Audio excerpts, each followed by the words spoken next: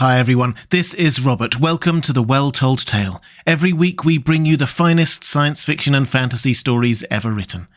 We return to Dracula. Mina Murray has rushed to the side of her beloved Jonathan Harker as he slowly recovers. But back home, her friend Lucy Westenra's health is worsening. Dr Seward has called in his old friend and teacher, the legendary Van Helsing, for his advice. It's time to pull up a chair, relax, and enjoy Part 8 of Dracula by Bram Stoker. Chapter 10. Letter. Dr Seward to Honourable Arthur Holmwood. 6th of September. My dear Art, my news today is not so good. Lucy this morning had gone back a bit. There is, however, one good thing which has arisen from it.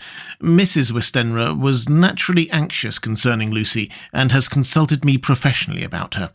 I took advantage of the opportunity and told her that my old master Van Helsing, the great specialist, was coming to stay with me, and that I would put her in his charge conjointly with myself. So now we can come and go without alarming her unduly, for a shock to her would mean sudden death, and this, in Lucy's weak condition, might be disastrous to her. We are hedged in with difficulties, all of us, my poor old fellow, but please God, we shall come through them all right. If any need, I shall write, so that if you do not hear from me, take it for granted that I am simply waiting for news.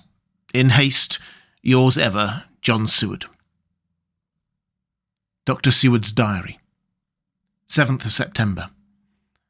The first thing Van Helsing said to me when we met at Liverpool Street was, "Have you said anything to our young friend, the lover of her?" "No," said I. "I waited till I had seen you, as I said in my telegram. I wrote him a letter simply telling him that you were coming, as Miss Westenra was not so well, and that I should let him know if need be." "Right, my friend," he said. "Quite right. Better he not know as yet. Perhaps he shall never know. I pray so. But if it be needed, then he shall know all. And, my good friend John, let me caution you. You deal with the madmen. All men are mad in some way or the other, and inasmuch as you deal discreetly with your madmen, so deal with God's madmen too, the rest of the world. You tell not your madmen what you do, nor why you do it. You tell them not what you think. So you shall keep knowledge in its place, where it may rest, where it may gather its kind around it and breed. You and I shall keep as yet what we know here and here." He touched me on the heart and on the forehead, and then touched himself the same way. "I have for myself thoughts at the present. Later I shall unfold to you." "Why not now?" I asked. "It may do some good. We may arrive at some decision." He stopped and looked at me and said, "My friend John, when the corn is grown, even before it is ripened, when the milk of its Mother Earth is in him, and the sunshine has not yet begun to paint him with its gold, the husbandman, he pull the ear and rub him between his rough hands, and blow away the green chaff, and say to you, 'Look, he's good corn. He will make good crop when the time comes.'" I did not see the application and told him so. For reply, he reached over and took my ear in his hand and pulled it playfully, as he used long ago to do at lectures, and said, "The good husbandman tell you so then because he knows, but not till then. But you do not find the good husbandman dig up his planted corn to see if he grow. That is for the children who play at husbandry, and not for those who take it as the work of their life. See you now, friend John, I have sown my corn, and nature has her work to do in making it sprout, if he sprout at all. There's some promise, and I wait until the ears begin to swell." He broke off, for he evidently saw that I understood. Then he went on, and very gravely, "You were always a careful student, and your casebook was ever more full than the rest. You were only student then. Now you are master, and I trust that good habit have not failed. Remember, my friend, that knowledge is stronger than memory, and we should not trust the weaker. Even if you have not kept the good practice, let me tell you that this case of our dear miss is one that may be, mind, I say may be, of such interest to us and others that all the rest may not make him kick the beam, as your people say, then take good note of it. Nothing is too small, I counsel you. Put down in record even your doubts and surmises. Hereafter it may be of interest to you to see how true you guess. We learn from failure, not from success. When I described Lucy's symptoms, the same as before but infinitely more marked, he looked very grave but said nothing. He took with him a bag in which were many instruments and drugs, the ghastly paraphernalia of our beneficial trade, as he once called in one of his lectures the equipment of a professor of the healing craft. When we were shown in, Mrs. Westenra met us. She was alarmed, but not nearly so much as I expected to find her. Nature, in one of her beneficent moods, has ordained that even death has some antidote to its own terrors. Here, in a case where any shock may prove fatal, matters are so ordered that, from some cause or other, the things not personal, even the terrible change in her daughter, to whom she is so attached, do not seem to reach her. It is something like the way Dame Nature gathers round a foreign body an envelope of some insensitive tissue which can protect from evil that which it would otherwise harm by contact. If this be an ordered selfishness, then we should pause before we condemn anyone for the vice of egoism, for there may be deeper roots for its causes than we have knowledge of. I used my knowledge of this phase of spiritual pathology and laid down a rule that she should not be present with Lucy or think of her illness more than was absolutely required. She assented readily, so readily that I saw again the hand of nature fighting for life. Van Helsing and I were shown up to Lucy's room. If I was shocked when I saw her yesterday, I was horrified when I saw her today. She was ghastly, chalkily pale. The red seemed to have gone even from her lips and gums, and the bones of her face stood out prominently. Her breathing was painful to see or hear. Van Helsing's face grew set as marble, and his eyebrows converged till they almost touched over his nose. Lucy lay motionless and did not seem to have the strength to speak, so for a while we were all silent. Then Van Helsing beckoned to me and we went gently out of the room. The instant we had closed the door, he stepped quickly along the passage to the next door, which was open. Then he pulled me in with him quickly and closed the door. "My God," he said, "this is dreadful. There is no time to be lost. She will die for sheer want of blood to keep the heart's action as it should be. There must be a transfusion of blood at once. Is it you or me?" "I am younger and stronger, Professor. It must be me." "Then get ready at once. I will bring up my bag. I am prepared." I went downstairs with him, and as we were going there was a knock at the hall door. When we reached the hall, the maid had just opened the door and Arthur was stepping quickly in. He rushed up to me, saying in an eager whisper, "Jack, I was so anxious. I read between the lines of your letter and have been in agony. The dad was better, so I ran down here to see for myself. Is that not gentleman Dr. Van Helsing? I am so thankful to you, sir, for coming."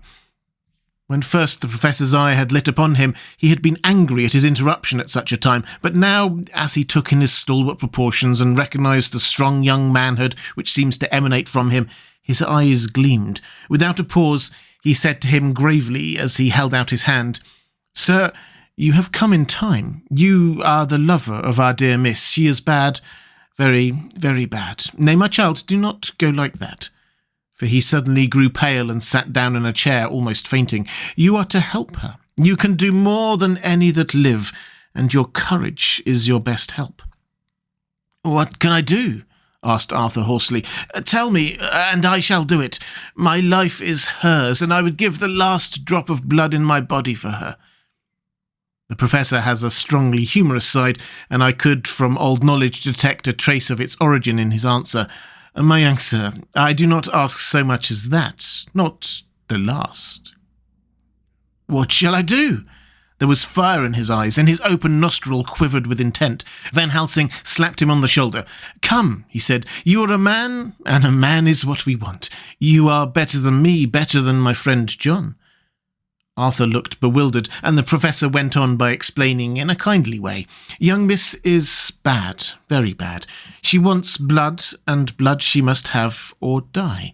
My friend John and I have consulted, and we are about to perform what we call a transfusion of blood, to transfer from full veins of one to the empty veins which pine for him. John was to give his blood, as he is the more young and strong than me. Here Arthur took my hand and wrung it hard in silence. But now you are here, you are more good than us, old or young, who toil much in the world of thought.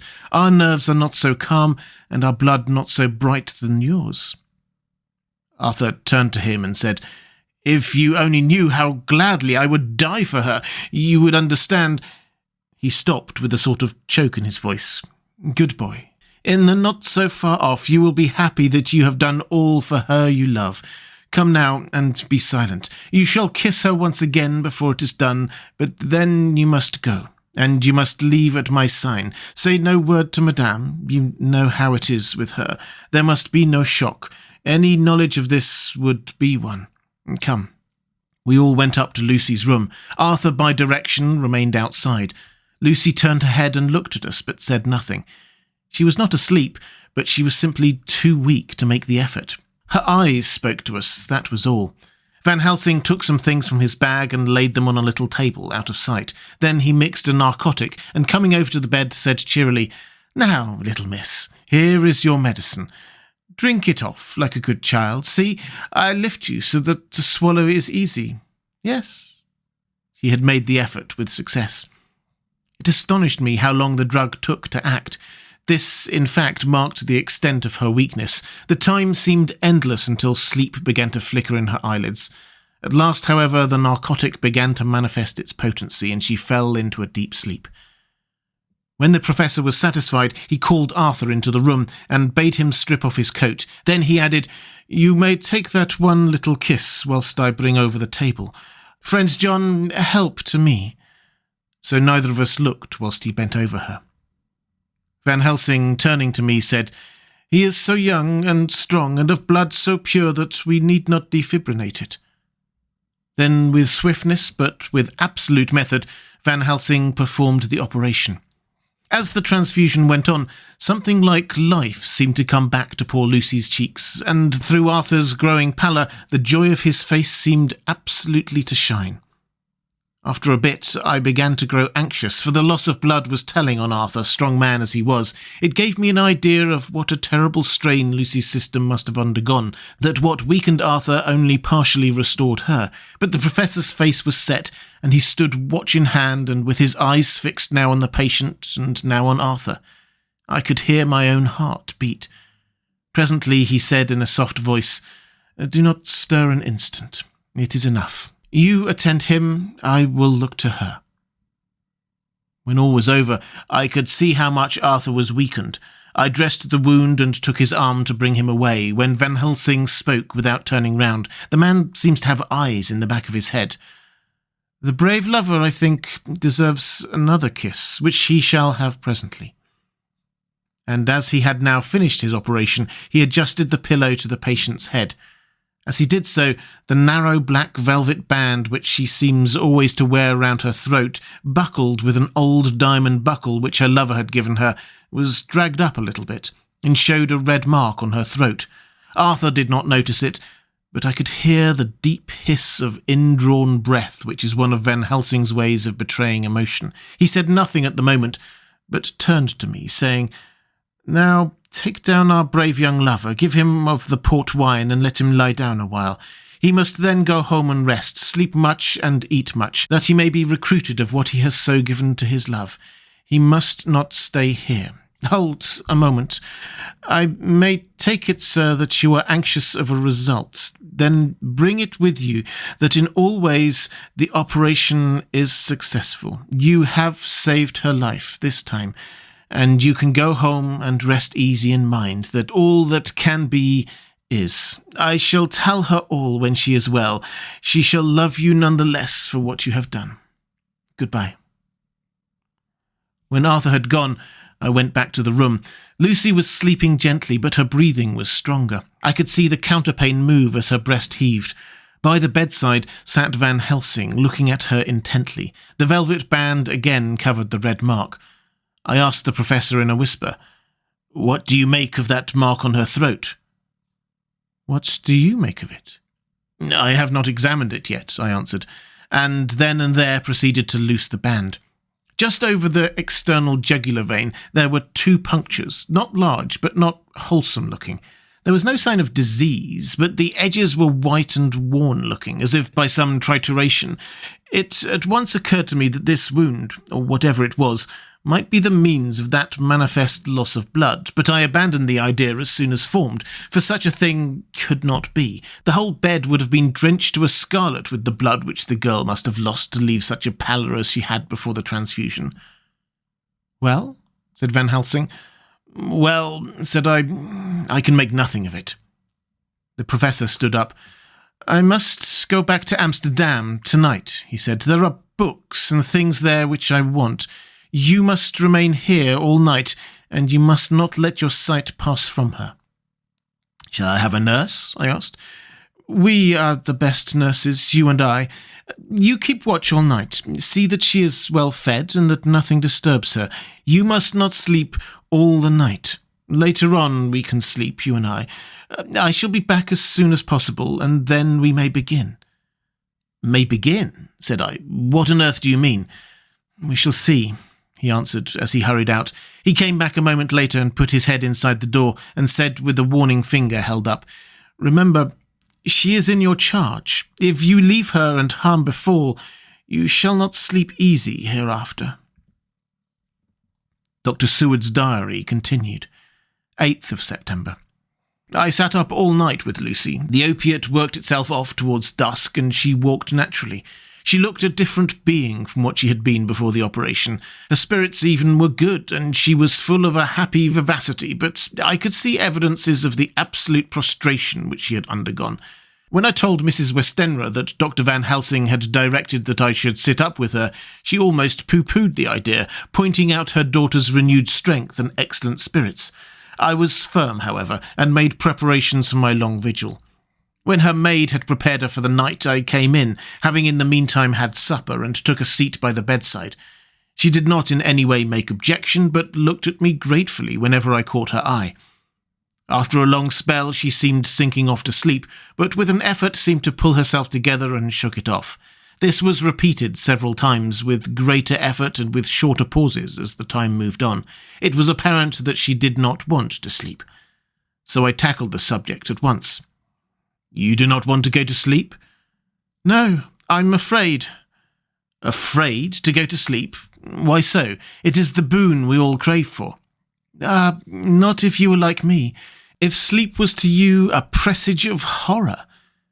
"A presage of horror? What on earth do you mean?"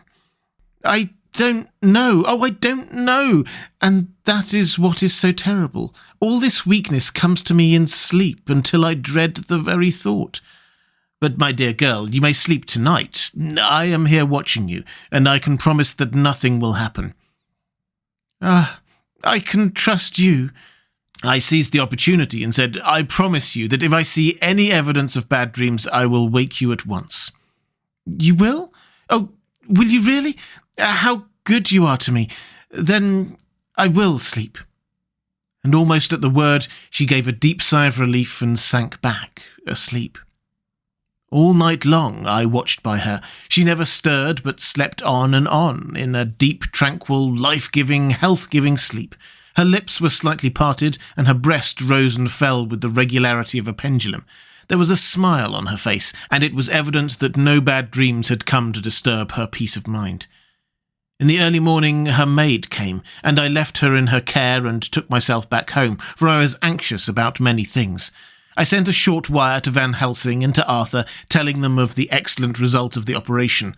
My own work, with its manifold arrears, took me all day to clear off. It was dark when I was able to inquire about my zoophagus patient. The report was good. He had been quiet for the past day and night. A telegram came from Van Helsing at Amsterdam whilst I was at dinner, suggesting that I should be at Hillingham tonight, as it might be well to be at hand, and stating that he was leaving by the night mail and would join me early in the morning. 9th of September. I was pretty tired and worn out when I got to Hillingham. For 2 nights I had hardly had a wink of sleep, and my brain was beginning to feel that numbness which marks cerebral exhaustion. Lucy was up and in cheerful spirits. When she shook hands with me, she looked sharply in my face and said, "No sitting up tonight for you. You are worn out. I am quite well again. Indeed, I am. And if there's to be any sitting up, it is I who will sit up with you." I would not argue the point, but went and had my supper. Lucy came with me, and enlivened by her charming presence, I made an excellent meal, and had a couple of glasses of the more than excellent port. Then Lucy took me upstairs and showed me a room next to her own, where a cosy fire was burning. "Now," she said, "you must stay here. I shall leave this door open, and my door too. You can lie on the sofa, for I know that nothing would induce any of you doctors to go to bed whilst there is a patient above the horizon. If I want anything, I shall call out, and you can come to me at once." I could not but acquiesce, for I was dog-tired, and could not have sat up had I tried. So on her renewing her promise to call me if she should want anything, I lay on the sofa and forgot all about everything. Lucy Westenra's diary. 9th of September. I feel so happy tonight. I have been so miserably weak that to be able to think and move about is like feeling sunshine after a long spell of east wind out of a steel sky. Somehow Arthur feels very, very close to me. I seem to feel his presence warm about me. I suppose it is that sickness and weakness are selfish things, and turn our inner eyes and sympathy on ourselves, whilst health and strength give love rein, and in thought and feeling he can wander where he wills. I know where my thoughts are. If Arthur only knew. My dear, your ears must tingle as you sleep, as mine do waking. Oh, the blissful rest of last night! How I slept with that good dear Dr Seward watching me, and tonight I shall not fear to sleep, since he is close at hand and within call. Thank everybody for being so good to me. Thank God. Good night, Arthur. Dr Seward's diary. 10th of September. I was conscious of the professor's hand on my head and started awake all in a second.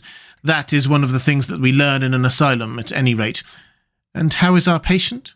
"Well, when I left her, or rather when she left me," I answered. "Come, let us see," he said, and together we went into the room. The blind was down, and I went over to raise it gently, whilst Van Helsing stepped with his soft cat-like tread over to her bed. As I raised the blind and the morning sunlight flooded the room, I heard the professor's low hiss of inspiration, and knowing its rarity, a deadly fear shot through my heart. As I passed over, he moved back, and his exclamation of horror, "Gott in Himmel!" needed no enforcement from his agonized face. He raised his hand and pointed to the bed, and his iron face was drawn an ashen white. I felt my knees begin to tremble. There on the bed, seemingly in a swoon, lay poor Lucy, more horribly white and wan-looking than ever. Even the lips were white, and the gums seemed to have shrunken back from the teeth, as we sometimes see in a corpse after a prolonged illness. Van Helsing raised his foot to stamp in anger, but the instinct of his life and all the long years of habit stood to him, and he put it down again softly. "Quick," he said, "bring the brandy." I flew to the dining room and returned with the decanter. He wetted the poor white lips with it, and together we rubbed palm and wrist and heart. He felt her heart, and after a few moments of agonized suspense said, "It is not too late. It beats, though but feebly. All our work is undone. We must begin anew. There is no young Arthur here now. I have to call on you yourself this time, friend John." As he spoke, he was dipping into his bag and producing the instruments for transfusion. I had taken off my coat and rolled up my shirt-sleeve. There was no possibility of an opiate just at present, and no need of one, and so, without a moment's delay, we began the operation. After a time, it did not seem a short time either, for the draining away of one's blood, no matter how willingly it be given, is a terrible feeling. Van Helsing held up a warning finger. "Do not stir," he said, "but I fear that with growing strength she may wake, and that would make danger. Oh, so much danger. But I shall precaution take. I shall give a hypodermic injection of morphia." He proceeded then swiftly and deftly to carry out his intent. The effect on Lucy was not bad, for the faint seemed to merge subtly into the narcotic sleep. It was with a feeling of personal pride that I could see a faint tinge of colour steal back into the pallid cheeks and lips. No man knows, till he experiences it, what it is to feel his own lifeblood drawn away into the veins of the woman he loves. The professor watched me critically. "That will do," he said. "Already?" I remonstrated. "You took a great deal more from art." To which he smiled a sad sort of smile as he replied, "He is her lover, her fiancé. You have work, much work, to do for her and for others, and the present will suffice." When we stopped the operation, he attended to Lucy whilst I applied digital pressure to my own incision. I laid down whilst I waited his leisure to attend for me, for I felt faint and a little sick. By the by, he bound up my wound and sent me downstairs to get a glass of wine for myself. As he was leaving the room, he came after me and half whispered, "Mind, nothing must be said of this. If our young lover should turn up unexpected as before, no word to him. It would at once frighten him and jealous him too. There must be none, so." When I came back, he looked at me carefully and then said, "You're not much the worse. Go into the room and lie on your sofa and rest a while. Then have much breakfast and come here to me." I followed out his orders, for I knew how right and wise they were. I had done my part, and now my next duty was to keep up my strength. I felt very weak, and in the weakness lost something of the amazement at what had occurred. I fell asleep on the sofa, however, wondering over and over again how Lucy had made such a retrograde movement, and how she could have been drained of so much blood, with no sign anywhere to show for it. I think I must have continued to wonder in my dreams, for sleeping and waking my thoughts always came back to the little punctures in her throat and the ragged, exhausted appearance of their edges, tiny though they were. Lucy slept well into the day, and when she woke she was fairly well and strong, though not nearly so much as the day before. When Van Helsing had seen her, he went out for a walk, leaving me in charge, with strict injunctions that I was not to leave her for a moment. I could hear his voice in the hall, asking the way to the nearest telegraph office. Lucy chatted with me freely, and seemed quite unconscious that anything had happened. I tried to keep her amused and interested. When her mother came up to see her, she did not seem to notice any change whatever, but said to me gratefully, "We owe you so much, Dr. Seward, for all you have done, but you really must now take care not to overwork yourself. You are looking pale yourself. You want a wife to nurse and look after you a bit, that you do." As she spoke, Lucy turned crimson, though it was only momentarily, for her poor wasted veins could not stand for long such an unwanted drain to the head. The reaction came in excessive pallor as she turned imploring eyes on me. I smiled and nodded and laid a finger on my lips. With a sigh, she sank back amid her pillows. Van Helsing returned in a couple of hours, and presently said to me, "Now you go home, and eat much and drink enough. Make yourself strong. I stay here tonight, and I shall sit up with little miss myself. You and I must watch the case, and we must have none other to know. I have grave reasons. No, do not ask them. Think what you will. Do not fear to think even the most not probable. Good night." In the hall, two of the maids came to me and asked if they or either of them might not sit up with Miss Lucy. They implored me to let them, and when I said it was Dr. Van Helsing's wish that either he or I should sit up, they asked me quite piteously to intercede with the foreign gentleman. I was much touched by their kindness. Perhaps it is because I am weak at present, and perhaps because it was on Lucy's account that their devotion was manifested, for over and over again I have seen similar instances of woman's kindness. I got back here in time for late dinner and went my rounds, all well, and set this down whilst waiting for sleep. It is coming. 11th of September.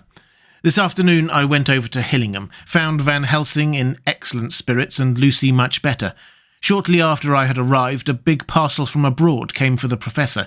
He opened it with much impressment, assumed of course, and showed a great bundle of white flowers. "These are for you, Miss Lucy," he said. "For me? Oh, Dr. Van Helsing. Yes, my dear, but not for you to play with. These are medicines." Here Lucy made a wry face. Nay, but they are not to take in a decoction or in nauseous form, so you need not snub that so charming nose, or I shall point out to my friend Arthur what woes he may have to endure in seeing so much beauty that he loves so much distort. Ha, my pretty miss, that brings the so nice nose all straight again. This is medicinal, but you do not know how. I put him in your window. I make pretty wreath, and hang him around your neck so that you sleep well. Oh yes, they, like the lotus flower, make your trouble forgotten. It smells so like the waters of Lethe, and of that fountain of youth that the conquistadors fought for in the Floridas, and find him all too late. Whilst he was speaking, Lucy had been examining the flowers and smelling them. Now she threw them down, saying with half laughter and half disgust, "Oh, Professor, I believe you are only putting a joke on me. Why, these flowers are only common garlic."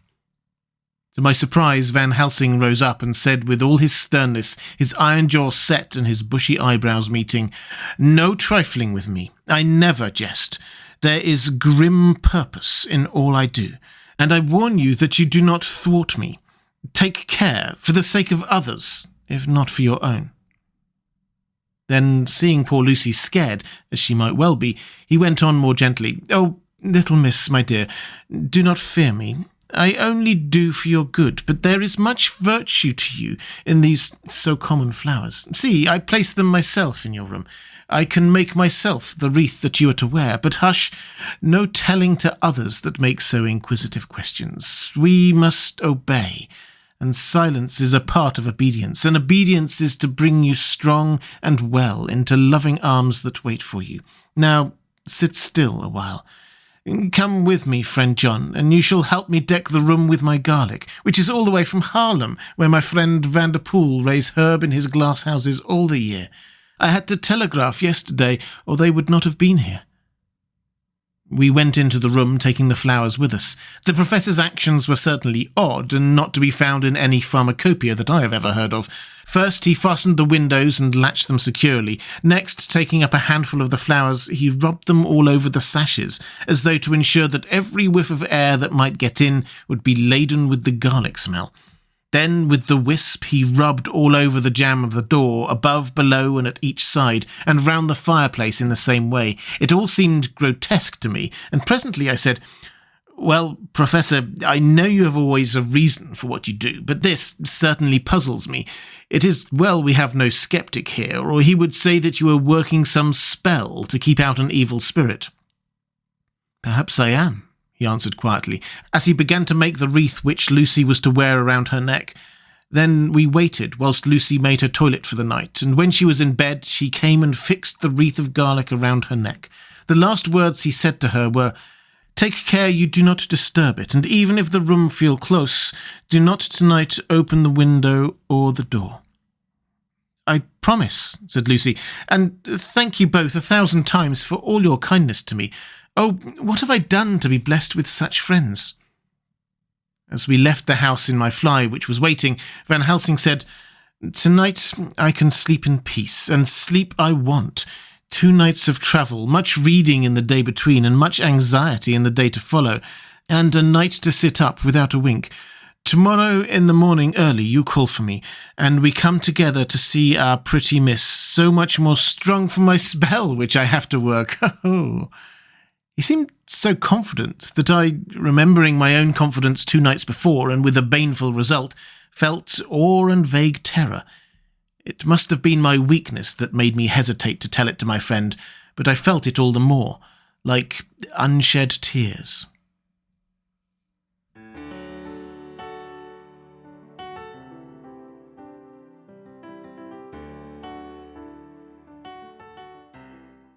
And welcome back. I hope you enjoyed part 8 of Dracula. If you would like to support The Well Told Tale, the best way to do that is on Patreon at patreon.com/The Well Told Tale. There's a link in the description.